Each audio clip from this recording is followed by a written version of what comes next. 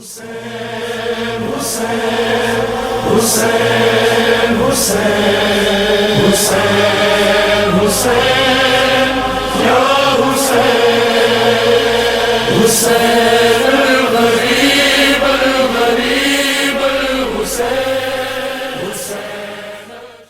ایک دفعہ یہ ہوتا ہے کہ ہم کسی پیغام کو محفوظ کرنے کے لیے لوگوں کے حافظوں پہ اعتماد کریں۔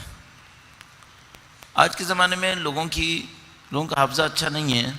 مثال کے طور پر آپ کسی کو بھی، حتیٰ وہ لوگ جو ادبیات سے متصل ہیں، لٹریچر سے متصل ہیں، ان سے کہیں کہ مثلاً 1000 شعر سناؤ، بہت مشکل ہو جائے گی۔ 1000 شعر بڑے بڑے ادبی لوگوں کو شاید یاد نہ ہوتے ہوں۔ اچھا، قدیم زمانے میں یہ کوئی مشکل کام نہیں تھی، بہت آسانی سے لوگ اشعار، سینکڑوں اشعار یاد کر لیا کرتے تھے۔ حافظے زیادہ بہتر تھے، ضرورت بھی تھی۔ آج کل کے زمانے میں مثلاً ہم لوگوں نے اپنی نسل کے اندر دیکھا ہے، کس کو ٹیلی فون نمبر یاد رہے ہیں؟ سب کے سب موبائلز کے اندر دیکھ لیتے ہیں۔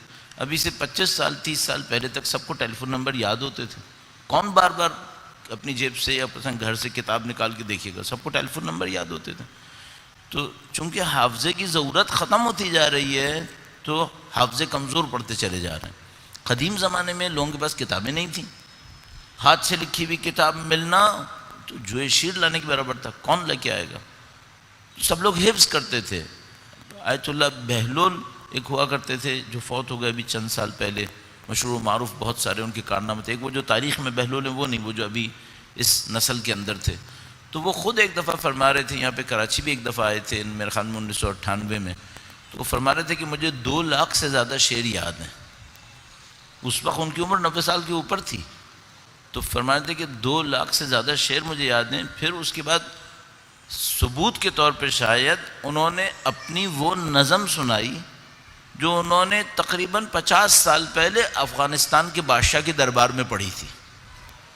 یعنی کہ افغانستان کے بادشاہ کے دربار میں اس کی کوئی ملکہ تھی، اس نے کہیں عزاداری کی منت مانی تھی، اور اس کی منت پوری ہو گئی تو اس نے کہا میں دربار میں عزاداری کرواؤں گی۔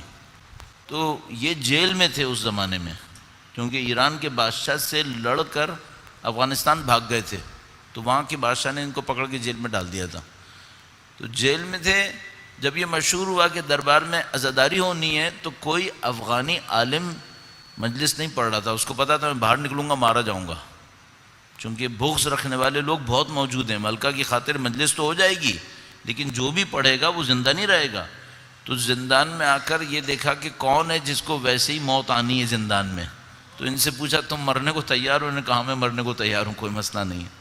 تو ان کو لے گئے، انہوں نے مجلس پڑھی، تو کہنے وہ جب مجلس میں نے پڑھی تو مجھے لوگوں نے کہا کہ تم کو زندہ بچنا ہے نا تو نثر میں نہیں پڑھو، نظم میں پڑھو۔ نثر میں پڑھو گے تو سب کو سمجھ میں آ جائے گی، نظم میں پڑھو گے تو شاید کچھ لوگوں کو سمجھ میں نہیں آئے گی۔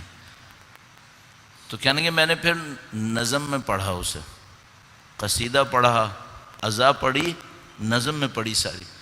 پھر وہ جو 50 سال پہلے تقریباً پڑھی تھی وہ انہوں نے یہاں پہ کراچی میں 1998 میں سنائی کہ میں نے یہ پڑھا تھا۔ تو ان لوگوں کے حافظے بہت مشہور تھے۔ مددی مددی